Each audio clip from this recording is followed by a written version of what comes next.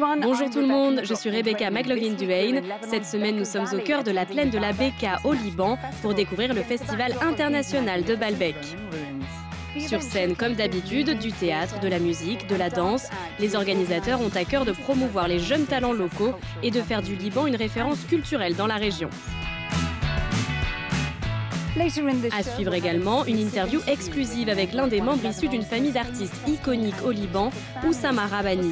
Le célèbre compositeur, producteur et coach vocal de jeunes talents s'est confié à Inspire.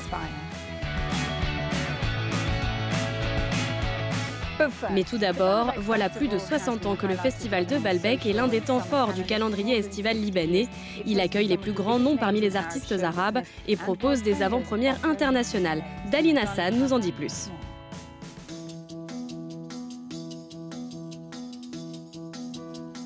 C'est l'un des complexes romains les mieux préservés et les plus grands au monde. Voici le Temple des dieux.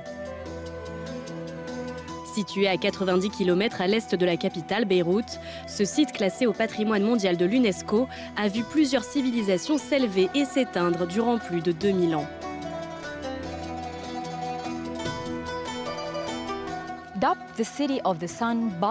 Surnommée la Cité du Soleil par Alexandre le Grand, cette cité antique abrite l'un des plus anciens festivals du Liban.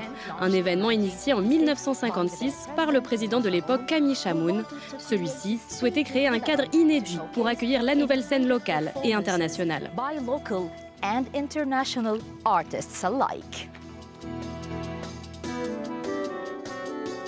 Réputé dans le monde entier, le festival de Baalbek a accueilli un large éventail d'artistes libanais et étrangers depuis des décennies, comme Férouz, Kalsoum, Placido Domingo ou encore Sting.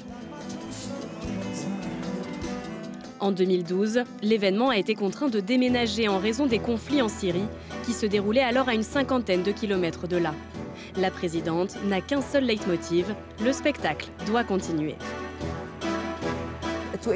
Pour montrer notre résistance, nous avons été contraints de déplacer certains spectacles à Beyrouth afin de maintenir le nom du festival en vie. Mais c'était pour revenir ici avec encore plus de détermination. Le plus important pour nous, c'est de pousser les performances libanaises à un niveau international.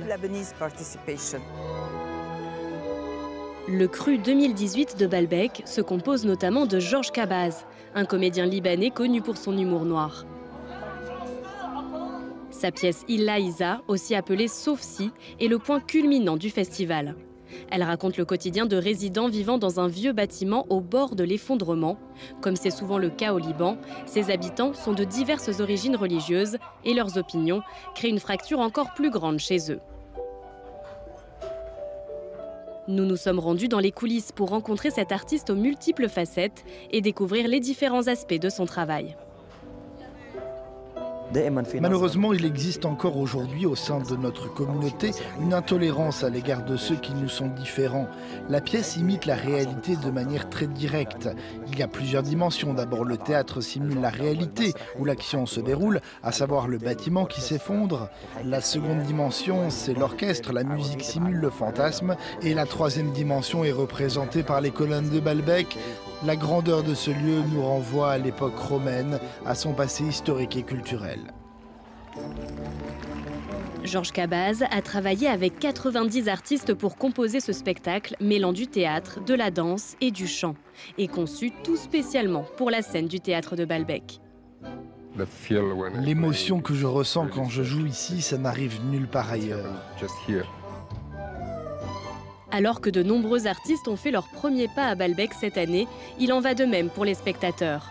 Au total, plus de 2500 personnes ont assisté au festival, appréciant aussi bien l'esprit d'inclusion que l'expérience des arts modernes au sein d'un cadre historique d'exception.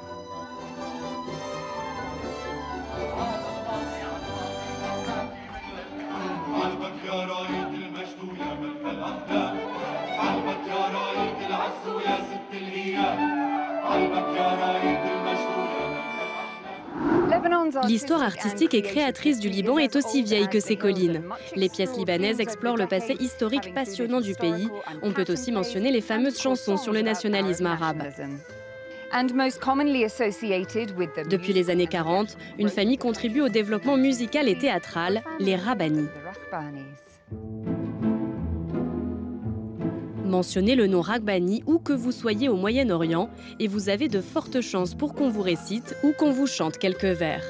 Il y a 70 ans, les frères Mansour et Assi Raghbani sont les premiers à présenter une nouvelle musique régionale à la radio libanaise. Les deux musiciens font ensuite carrière en tant qu'auteurs-compositeurs et dramaturges. On retient notamment leur travail avec la légendaire chanteuse libanaise Fayrouz dans les années 50. Elle qui a vendu plus de 80 millions de disques à travers le monde, record absolu pour une artiste arabe de son vivant. Le trio produit tube après tube. Assi Raghbani et Fayrouz finissent par se marier et ils montent pour la première fois sur scène à Baalbek en 1957 avec Mansour. Leur succès se poursuit dans les années 60 et 70. À l'époque de la guerre civile, les frères se mettent à écrire des comédies musicales avec des messages politiques profondément critiques et satiriques. Après le décès d'Assi en 1998, Fayrouz et Mansour se réunissent à nouveau sous les lumières de Baalbek, une première depuis 25 ans.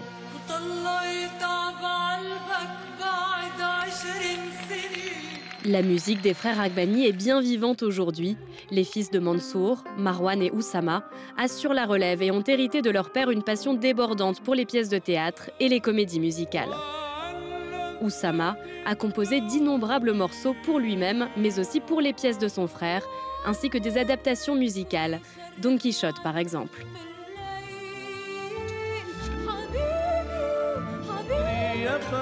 Ou encore Zenoubia. Mais aussi les poèmes du cheikh Mohamed Ben Rachid Al Maktoum.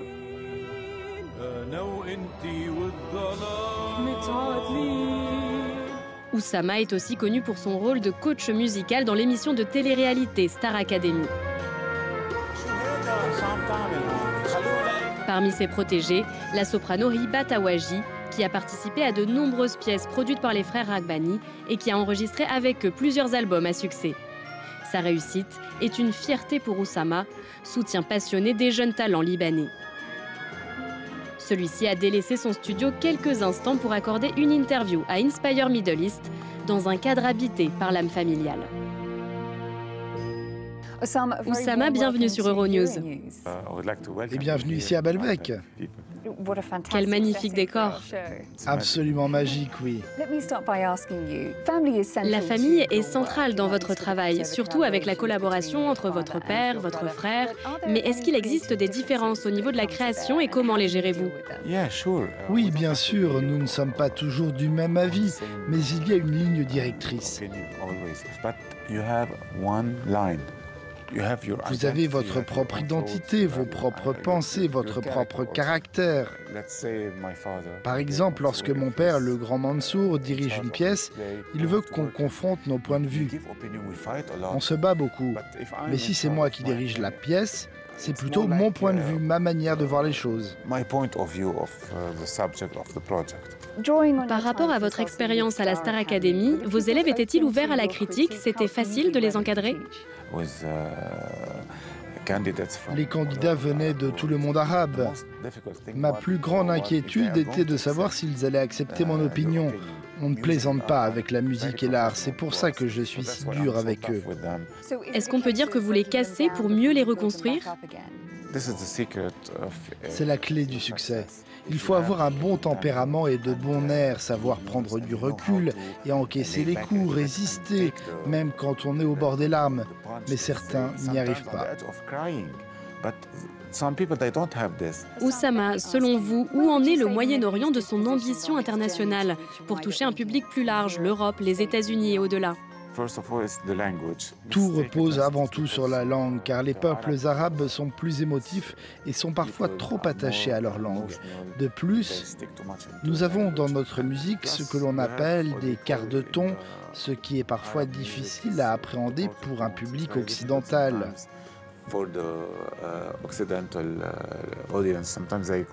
Ils peuvent l'interpréter comme des fausses notes, mais en fait non, c'est notre musique qui est comme ça. Donc c'est un obstacle, cela limite un peu la fusion. Est-ce que je peux vous poser une question sur Fayrouz, la plus grande chanteuse arabe vivante, qui n'est autre que votre tante? Est-ce que vous la voyez souvent et donne-t-elle son avis sur votre travail? Non, pas vraiment. Elle est difficilement joignable car elle est un peu dans sa tour dorée. Elle est discrète et mystérieuse, ce qui fait d'elle une diva.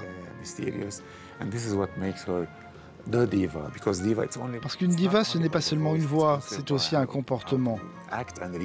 Est-ce qu'elle chante toujours et pourrait-elle revenir un jour à Baalbek?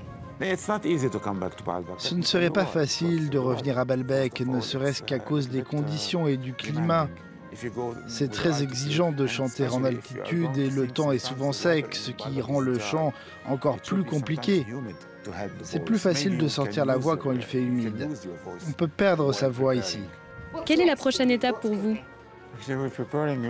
En ce moment, on prépare des chansons avec Hiba, mais je travaille surtout à la préparation de ma nouvelle pièce. Cela fait 7 ou 8 ans que je suis sur ce projet qui parlera de Nefertiti. Est-ce que je peux auditionner pour le rôle féminin? Bien sûr, vous serez en compétition avec Hiba. Ok, peut-être pas alors. Oussama, ça a été un plaisir. Merci beaucoup. Merci, vous êtes plus que la bienvenue au Liban.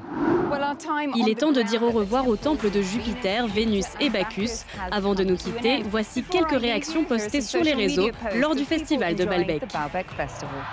La danseuse libanaise Lodi a partagé cette image de ses échauffements avant de monter sur scène.